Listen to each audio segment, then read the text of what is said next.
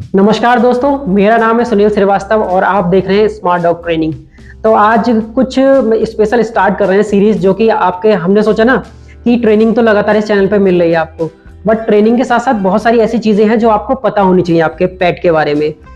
हम लोग क्या करते हैं, make your dog smart with smart dog training, ये है स्लोगन। बट अगर आप खुद से ज़्यादा स्मार्ट होगे, चीज़ों को पता होगा हमारे डॉग को क्या होने वाला है और कहाँ जाना चाहिए, डॉक्टर को किस बारे में कंसल्ट करना चाहिए और कैसे डॉक्टर से मिलना चाहिए, वो सारी चीज़ें पता होनी चाहिए। और जो सिम्टम्स को देख के आपको एटलीस्ट पता होना चाहिए हमारे आपके डॉग को हुआ क्या है।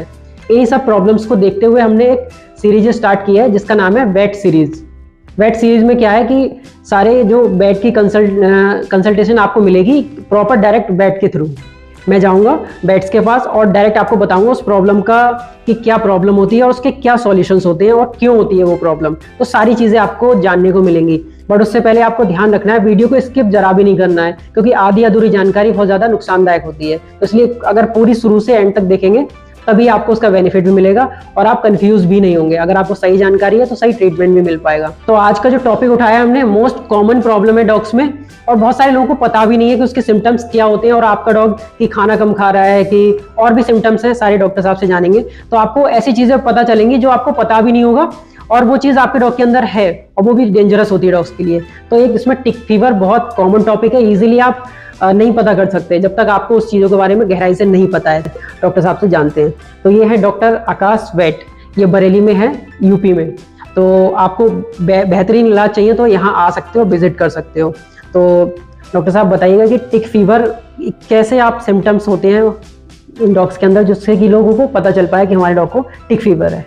पहले तो मैं सबसे पहले आपका बहुत बहुत धन्यवाद करना चाहूँगा कि आपके चैनल के माध्यम से, आपकी टीम की सपोर्ट से जो भी जानकारी है ज़्यादा से ज़्यादा लोगों तक पहुँचे और उसका ज़्यादा से ज़्यादा जो पेट है, पेट ओनर है, उनको फायदा मिले। बिल्कुल, हमारी पूरी टीम का मतलब जो पेट की एक कम्युनिटी है उसका मतलब ही यही है कि लोगों को पता चले, अवेयर हो लोगों के बारे में, अपने पेट के बारे में ज़्यादा से ज़्यादा जाने। तो आपने बहुत अच्छा टॉपिक चुना है और जैसे जैसे गर्मी का मौसम आ रहा है तो ये जितने पेट ओनर हैं जिनके पास पेट्स हैं उनके लिए बहुत चैलेंजिंग हो जाता है, क्योंकि गर्मी के मौसम में जैसे जैसे ह्यूमिडिटी बढ़ती है, टिक्स का जो डेवलपमेंट है या जो प्रोडक्शन है, टिक्स का जो एग का फॉर्मेशन है वो ह्यूमिडिटी के साथ बढ़ने लगता है, जिससे टिक्स के लिए बहुत चैलेंजिंग हो जाता है। और टिक्स से जो होने वाली बीमारी है इसे बोलते हैं टिक फीवर, जो बहुत ही खतरनाक बीमारी है। मतलब बहुत सिंपल बीमारी भी कह सकते हैं, बहुत खतरनाक बीमारी है। अगर बहुत कम समय में, बहुत टाइम पे अगर पता चल जाए तो उसका इलाज जो है बहुत आसानी से और बहुत जल्दी ठीक हो जाते हैं डॉग। लेकिन अगर उसका पता ही नहीं कर पा रहे हो या पता नहीं चल पा रहा है तो उसका इलाज बहुत मुश्किल हो जाता है। ये टॉपिक उठाया भी इसीलिए था क्योंकि मैं आपके क्लिनिक पे विजिट करता रहता हूँ, यहाँ आता हूँ। ये हॉस्पिटल है बहुत बड़ा पेट का हमारे यहाँ, तो यहाँ मैं विजिट करता हूँ तो देखा कई सारे ऐसे इंसिडेंट्स हुए कि डॉग को टिक फीवर निकला लास्ट में। उनकी कंडीशन थी बहुत ज़्यादा सीरियस थी, उनको पता ही नहीं था उन्हें उसको कि क्या प्रॉब्लम है। तो वही चीजें हैं यहाँ पे कि उसके सिम्टम्स जैसे कैसे पहचान सकते हैं ये लोग टिक फीवर में जो सिम्टम्स हैं अलग अलग। टिक फीवर में कई स्ट्रेन होते हैं, अलग अलग पैरासाइट का अलग अलग सिम्टम्स आते हैं, लेकिन जो पिक्यूलियर साइन है, जैसे किसी डॉग के ऊपर अगर टिक्स की हिस्ट्री है, अगर टिक इन्फेस्टेशन हो रहा है उसके ऊपर, खाना जो है थोड़ा थोड़ा कम करने लगते हैं, फीवर की हिस्ट्री भी हो सकती है, भूख कम होना, फीवर हाई फीवर उसमें 104, 105, 106 फीवर तक रहता है, कंटिन्यू बना रहता है। आपने कोई फीवर के लिए मेडिसिन दे दी, एक बार उतर जाएगा लेकिन फिर होने लगता है फीवर, तो ये भी हिस्ट्री है। तीसरी चीज, नाक से ब्लीडिंग भी एक पैरासाइट है, लीचिया कैनिस, टिक फीवर, नोज ब्लीडिंग के कारण बोलते हैं उसको। तो नोज ब्लीडिंग भी हो जाती है। लेथार्जिक, सुस्त हो जाएगा, उसकी एक्टिविटी बहुत कम हो जाएगी, लेथार्जिक हो जाता है जैसे इसमें बिल्कुल सुस्त पड़ा है आपका डॉग, बैठा हुआ है। क्योंकि ये सीजन ऐसा है ना, इस समय सीजन मानसून आ रहा है और इस समय जब बरसात का टाइम आता है कह सकते हैं, तो उस समय टिक्स से बहुत, डॉक्टर साहब ने जैसे बताया, इस समय बहुत ज़्यादा टिक्स बढ़ती हैं, बहुत ज़्यादा पैदा होती रहती हैं टिक्स, तो वो डॉग्स को नुकसान करती हैं। तो इसी सीजन में ज़्यादा चलता है। आप फेस भी करोगे इस चीज़ को, अगर आपको पता होगा तो ये चीज़ें नहीं आएंगी। तो ये तो सिम्टोमेटिक वो हो गया एक तरीके से पता करना कैसे। और उसके बाद कोई और टेस्ट या तरीका भी है जिससे हम पता कर सकते हैं कि टिक फीवर है या नहीं है? टिक फीवर के कंफर्मेशन के लिए जो हम क्लिनिक में टेस्ट करते हैं, एक तो हम सीवीसी करते हैं, complete blood count cells, CVC जैसे ये लिखा हुआ है। उसके थ्रू हम ये पता लगाते हैं कि हीमोग्लोबिन कितना है और प्लेटलेट काउंट कितना है। मोस्टली अगर हीमोग्लोबिन प्लेटलेट काउंट अगर कम हो रहा है और उसको फीवर की हिस्ट्री है तो हम थोड़ा सा उससे आइडिया लगा सकते हैं कि टिक फीवर सस्पेक्टेड है।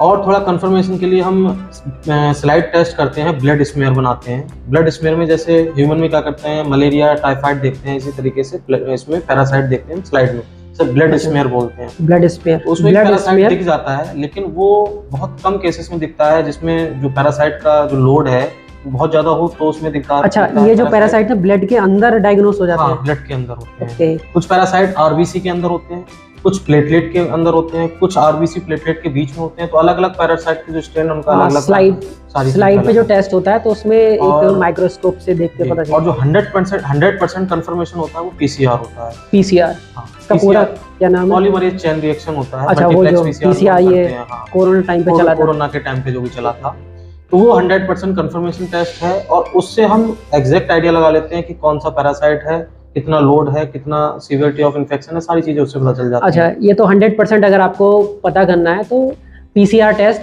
सबसे बेस्ट है। वो आप करा रहे हैं, वो आप अच्छे से अपने हिसाब से वो बताएंगे कि कौन सा टेस्ट, जो भी नियरेस्ट बढ़िया बैट है वहाँ आप जा सकते हो और ऐसी जगह विजिट कर सकते हो जहाँ जैसे डॉक्टर आकाश बैट के जैसे क्लिनिक पे, तो एक बड़े हॉस्पिटल पे वहाँ सारी चीज़ें फैसिलिटीज़ अवेलेबल होती हैं, डायग्नोस हो जाता है हर तरीके से, तो कोई दिक्कत वाली बात नहीं है।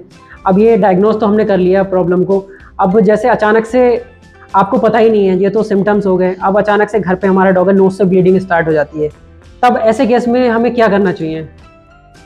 नोज से जो ब्लीडिंग स्टार्ट होती है वो दो केसेस में हो सकती है, या तो बहुत गर्मी की वजह से उसको हीट स्ट्रोक लगा हो, उसमें ब्लीडिंग स्टार्ट हो जाती है, वो टिक फीवर का साइन नहीं है। दूसरा, टिक फीवर में अगर ब्लीडिंग हो रही है नाक से, तो ब्लीडिंग इसलिए होती है क्योंकि प्लेटलेट काउंट उस समय बहुत कम हो जाता है। प्लेटलेट का काम ही होता है ब्लड को कोगुलेट करना, क्लॉट बनाना। प्लेटलेट काउंट बहुत ज्यादा कम होता है टिक फीवर में, तो ब्लीडिंग ऐसे रुकती नहीं है। तो उसके लिए हम नॉर्मल जो थेरेपी देते हैं, तो आइस पैक थेरेपी दे सकते हैं। आइस पैक थेरेपी, इससे आइस पैक का भी ये काम होता है कि जो नाक में जो ब्लीडिंग हो रही है वहाँ क्लॉट बन जाए और प्रेशर की वजह से जो कैपिलरी ब्लीडिंग हो रही है वो स्टॉप हो जाए लोकली। ओके। दूसरा, हम इसमें ये कर सकते हैं, कुछ टॉपिकली ऐसे एजेंट आते हैं जैसे बोट्रोक्लॉट करके एक ड्रॉप आता है, बोट्रोक्लॉट, उसको आप नाक में डाल सकते हैं, वो भी जो कैपिलरी ब्लीडिंग है वहाँ क्लॉट बना देता है और ब्लीडिंग वहाँ रुक सकती है। तीसरी चीज, आप उसका जो आपके पास कोई पेट है, अगर उसकी नाक से ब्लीडिंग हो रही है, अगर उसको आप फीवर चेक करेंगे, मोस्टली अगर हाई फीवर उसको हुआ तो आप नहला सकते हैं, उसका टेम्परेचर, ये गर्मी जो हीट स्ट्रोक की वजह से, और इस दोनों में ही काम करेंगे, ये दोनों में ही काम करेंगे ये। तो आप उसका बॉडी टेम्परेचर कम कर सकते हैं, चाहे आइस पैक से हो, चाहे उसको नहला सकते हैं, ये सारी चीजें। उसकी हेड आपको ऊपर करके रखना है जिससे प्रेशर कम, हेड को ऊपर करके रखना है जिससे कैपिलरीज प्रेशर कम हो, ब्लीडिंग कम हो या रुक जाए, ये सारी चीजें आप कर सकते हैं। ये तो सब करना ही है, बट नियरेस्ट बेड के पास तुरंत विजिट करना है, ये नहीं है कि ये सारी चीजें रुक गई है तो वहीं पे रुक जाओ। प्राइमरी फर्स्ट एड आपको फर्स्ट एड दे सकते हो बस इससे। ये तो आप ये सारी चीजें आप घर पर कर सकते हो, बट ज्यादा डिले ना करें डॉक्टर के पास जाने में, तुरंत जाएं और बेस्ट से जो बेस्ट ट्रीटमेंट हो सकता है वो अपने डॉग पर दिलाने की कोशिश करें, क्योंकि इसमें एक बार ब्लीडिंग एक तो हमें नोज से दिख रही है, अगर हमने उसको तो रोक लिया, बट इंटरनल भी कभी ब्लीडिंग हो सकती है जब प्लेटलेट काउंट इतना कम है। इसमें बहुत सारे जो कॉम्प्लिकेशंस आते हैं, अगर प्लेटलेट काउंट कम होता है तो इंटेस्टाइनल जीआईटी ट्रैक्ट में ब्लीडिंग होती है, तो मोस्टली टिक फीवर में ब्लैक टेरी स्टूल कलर का स्टूल आता है, अगर स्टूल ब्लड भी आ सकता है, स्टूल अगर ब्लैक या कुछ आपको लग रहा है कि ब्लड है उसमें, तो वो भी सिम्टम है, इस चीज का भी बहुत ध्यान रखना है। दूसरी, अगर आप समय पे अगर टिक फीवर की डायग्नोसिस नहीं हो पाती है और वो पैरासाइट का लोड ब्लड में अगर बढ़ता जा रहा है, तो लिवर किडनी में इफेक्ट होती है, उस कंडीशन में लिवर भी फेलर हो जाता है, किडनी भी फेल, सीरम क्रिएटिनिन काफी बढ़ जाता है, जो किडनी अफेक्टेड करता है, तभी तो ये इतना डेंजरस है, टिक फीवर उस स्टेज तक पहुंच जाए तो। दूसरी चीज, जो पैरासाइट है वो आरबीसी के ऊपर अपना रहता है, तो उसी को रप्चर करता रहता है, तो उसी के लिए जो आप सीबीसी हम कराते हैं तो उसमें हीमोग्लोबिन बहुत ज्यादा कम हो जाता है। अगर हमारे किसी पेट के अंदर 1 महीने 2 महीने से अगर टिक फीवर कंटिन्यू चल रहा है, अगर उसकी दवाई या मेडिसिन उसकी नहीं दी गई है, तो लास्ट में ये भी कंडीशन आ जाती है, उसको इमीडिएटली ब्लड ट्रांसफ्यूजन करना पड़ता है, और वो बहुत ज्यादा खतरनाक होता है, डेंजरस। ये इसीलिए भी है ना, आपको लगा डॉग हमारा कम खाना खा रहा है, थोड़ा टिक्स भी है उसकी बॉडी में या पहले रही है, जरूरी नहीं है कि अभी नहीं है, तो हो सकता है 15 दिन पहले रही हो, वो उसने क्या वो होता है कि वो पैरासाइट्स ब्लड के अंदर चले जाते हैं, जैसा कि अभी बताया, तो वो चीज़ धीरे धीरे बढ़ती रहती है, ये कम नहीं होती है ये चीज़, वो चीज़ क्या होगी, धीरे धीरे बढ़ती रहेगी। अगर टाइम पे आपका डॉग खाना कम खा रहा है, सुस्त है, कभी खा लिया कभी नहीं खाया, ये चीज़ें होती है, तो अभी ठीक है हमने मन की चीज़ दे दी उसको, तो वो चीज़ आपको ठीक नहीं है, वो कभी कभी मौसम चेंजेस की वजह से भी होता है, बट एक बार डायग्नोस कराने में कोई प्रॉब्लम वाली बात नहीं है, क्योंकि फीवर जरूर चेक करें, उसमें चढ़ता उतरता रहता है। दूसरी चीज़, एक मैं अपने जो पेट लवर्स हैं, पेट ओनर हैं, उनको एक चीज़ और बताना चाहूँगा कि अगर आपके घर में कोई पेट है, अगर आपको लग रहा है कि उसकी एक्टिविटी कम है या खाना नहीं खा रहा है, तो बहुत सारे मेरे पास में लोग आते हैं कि वो बिना किसी डॉक्टर से कंसल्ट किए अपने पास से ही ह्यूमन वाली मेडिसिन दे देते हैं, जैसे पैरासीटामोल, जो कि नहीं देनी चाहिए। अगर आपके घर में कोई पेट है, अगर उसको फीवर आपको लग भी रहा है, तो आप कोई हर्बल प्रिपरेशन, अगर आपके पास में कोई सिरप या टैबलेट फॉर्म में है, आप वो दे सकते हैं, इसका कोई साइड इफेक्ट ना हो। दूसरी चीज, अगर आपको पता लग रहा है बहुत ज्यादा हाई फीवर है, तो आप उसको नॉर्मली गीले कपड़े से, वेट क्लॉथ से, ठंडे पानी के, उससे आप उसका टेम्परेचर कम कर सकते हैं, या फिर नहला के उसको टेम्परेचर कम कर सकते हैं। लेकिन कभी भी पैरासीटामोल नहीं देना चाहिए। पैरासीटामोल क्या है? पैरासीटामोल को डाइजेस्ट मेटाबोलाइज करने के लिए डॉग में एंजाइम्स नहीं होते हैं, तो वो किडनी पे बहुत ज्यादा इफेक्ट करते हैं। किडनी पे इफेक्ट, जैसे कुछ वेट मैंने भी खुद देखा है कि बहुत सारे ऐसे वेट्स हैं जो यूज करते हैं पैरासीटामोल को, बट वो अपने तरीके से करते हैं, अपने तरीके से करते हैं, और ओरली थोड़ा सा अवॉइड करना चाहिए, इंजेक्टेबल फॉर्म में तो कोई दिक्कत नहीं। अपने हिसाब से वो देते हैं, उसके साथ में सपोर्टिव मेडिसिन भी देते हैं ना, वो कवर कर लेते हैं। बट हम लोग क्या करते हैं, डायरेक्ट अगर दे रहे हैं तो वो नहीं, बिना किसी की सलाह के नहीं देनी, मतलब डॉक्टर की विजिट बहुत जरूरी। तो ये सारी चीजें आपने जान ली। अब वो बात करते हैं कि वेट के पास अगर आप जा रहे हैं तो ट्रीटमेंट के बारे में थोड़ा पता करते हैं। ट्रीटमेंट में जैसे क्या ट्रीटमेंट होता है और कितने दिन तक चलता है, वो बताएंगे डॉक्टर साहब आप। जो टिक फीवर का लाइन ऑफ ट्रीटमेंट है वो डिपेंड करता है कि कौन सा पैरासाइट या कौन सा स्ट्रेन उसमें निकला है। जैसे कुछ टिक फीवर है, जैसे अर्लीचिया है, अगर अर्लीचिया का अगर डायग्नोसिस हुआ है तो 21 to 28 डेज तक टैबलेट दवाइयाँ चलती हैं। इस बीच में अगर बीच में 1 या 2 दिन 3 दिन अगर स्किप कर दिया तो वो जो लाइन ऑफ ट्रीटमेंट है वो और लंबे समय के लिए बढ़ सकता है। उसका रीजन भी है 21 दिन का क्यों है? नहीं, उसकी लाइफ साइकिल है कि वो इतने दिन तक उसका एलिमिनेशन टाइम रहता है ना पैरासाइट का, तो इस वजह से उसका लाइन ऑफ ट्रीटमेंट समय एक बांधा गया है कि 28 दिन तक या 30 दिन तक उसको कंटिन्यू ट्रीटमेंट चलाना है। उसके बाद हम दोबारा से रिपोर्ट करते हैं कि अगर वो चीज पॉजिटिव है तब उसको आगे हम कंटिन्यू करते हैं, वरना उसको स्टॉप कर देते हैं। जो पैरासाइट्स डायग्नोस किए गए हैं उसकी लाइफ साइकिल जो होती है उसको पूरी तरीके से खत्म कर दिया जाए। अगर टूट जाएगा तो उस बीच में फिर से डेवलप हो जाता है, क्योंकि 1 दिन का भी अगर उसे गैप मिल गया तो फिर से जो मतलब डीएक्टिवेट हुए, मतलब कम नहीं अभी खत्म हुए, तो फिर से बढ़ जाते हैं। तो इसीलिए 21 दिन का टाइम बढ़ा दिया गया है इसका। दूसरी चीज, कुछ पैरासाइट ऐसे हैं जिनका ट्रीटमेंट 3 महीने भी चलता है। डिपेंड करता है कि किस पैरासाइट का इन्फेक्शन हुआ है, तो उसके उस पे जैसा डॉक्टर बताएंगे, आपके वेट बताएंगे कि 28 दिन का चलना है या 30 दिन का चलना है, वो रिपोर्ट के हिसाब से तो डिपेंड करता है क्या डायग्नोस हुआ है, वो आपके रिपोर्ट के हिसाब से डॉक्टर वो मैटर करेगा उसके ऊपर। तो यहाँ तक ट्रीटमेंट तक बात हो गई, बट आप घर पर ही जैसे ध्यान कैसे रख सकते हो? क्या प्रिवेंशन है टिक्स के, क्या उसके ट्रीटमेंट होते हैं, टिक्स ट्रीटमेंट जो होते हैं वो कराना किस हद तक मतलब कारगर है, कौन सा अच्छा रहता है?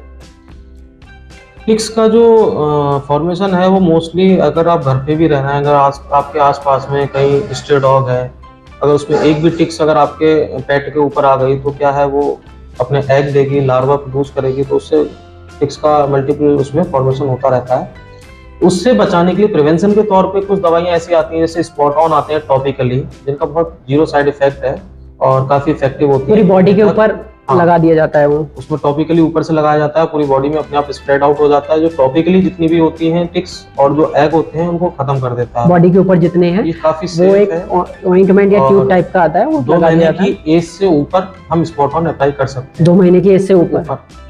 दूसरी चीज, आजकल कुछ दवाइयां ऐसी आ रही हैं, कई सॉल्ट ऐसे हैं जो हाईली एक्टिव हैं और हाईली उनका अच्छी परफॉर्मेंस भी है और काफ़ी इफेक्टिव भी है। जैसे ब्रिवेक्टो है, काफ़ी कॉस्टली है, लेकिन अगर आपने एक बार ब्रिवेक्टो टैबलेट दे देते हैं, 2000 रुपये के आसपास उसकी कॉस्ट है, तो 3-4 महीने तक 6 महीने तक टिक्स नहीं होती है और काफ़ी असरदायक है और काफ़ी अच्छी है टैबलेट। दूसरी कुछ सिम्पेरिका टैबलेट है, वो 35 दिन में उसका है, 35 दिन तक कोई भी टिक्स नहीं होने देंगी, जो है उनको भी खत्म कर देंगी। तीसरा, कुछ जैसे आयोरमेक्टिन भी लगाते हैं, डोरामेक्टिन भी लगाते हैं, वो डिपेंड करता है कितना टिक्स है, कितना किस एनवायरनमेंट में रह रहे हैं, रेसिस्टेंट तो नहीं हुए हैं, वो सारी चीज़ें उस पर डिपेंड करती हैं। तो एक चीज़ और श्योर कर दीजिएगा, कभी हम बाहर जाते हैं तो हॉस्टल पे डॉग को छोड़ देते हैं डे बोर्डिंग के लिए, तो वहाँ एक श्योरिटी ले लीजिएगा लिख के भाई कि अपने या फिर कैसे भी कि वहाँ पे टिक नहीं होनी चाहिए, वहाँ पे बिल्कुल भी श्योर कर लेने चाहिए। और दूसरी चीज़ की आपके डॉग के ऊपर भी टिक वहाँ जब नहीं होंगी तो साफ सुथरा सा आप जैसा दे रहे हो वैसा ही लो, और लेते समय चेक कर लो, अगर है टिक तो लाते ही तुरंत ट्रीटमेंट करो और ऐसी जगह मत छोड़ो, क्योंकि ये बहुत ज़्यादा नुकसानदायक है। आपके डॉग की लाइफ के साथ आप खिलवाड़ हो सकता है, वो अगर ज़्यादा टिक्स हो रही हैं, कोई लोग ऐसे ही रख रहे हैं गंदे तरीके से, वो भी ज़्यादा सेफ नहीं है डॉग के लिए। आई होप कि वीडियो में काफ़ी जानकारी मिली होगी आपको, और वीडियो बहुत अच्छी लगी होगी, इन्फॉर्मेटिव लगी होगी। तो मैं डॉक्टर साहब को थैंक यू कहना चाहूँगा, क्योंकि इन्होंने इतनी सारी इन्फॉर्मेशन दी आपको और आपको ऐसी चीज़ें बताई जो पता नहीं थी अब तक। अगर आप बरेली से हो तो डॉक्टर आकाश पेट के यहाँ ज़रूर विजिट करें अपने पेट को लाके, क्योंकि इनसे अच्छी कोई फैसिलिटीज़ अभी यहाँ पर कोई अवेलेबल नहीं है। सारी चीज़ें लैब मिल जाएगी, एक्सरे, पैथोलॉजी, सारी चीज़ें यहाँ पर हैं। तो बेस्ट ट्रीटमेंट अगर आपको मिल रहा है तो कहीं वो यहाँ मिलेगा। बरेली में इस समय कोई पॉसिबिलिटी नहीं है आप मिलने की अच्छी, तो इसीलिए आप यहाँ विजिट करें और अपने डॉग को एक अच्छी केयर दें। Thank you for watching this video. मिलते हैं नेक्स्ट वीडियो में, तब तक के लिए बाय एंड जय हिंद। और इसी सीरीज को हम आगे कंटिन्यू करेंगे, तो मिलते रहेंगे एक नए टॉपिक और बेट के साथ। तो थैंक यू, बाय एंड जय हिंद। Thank you.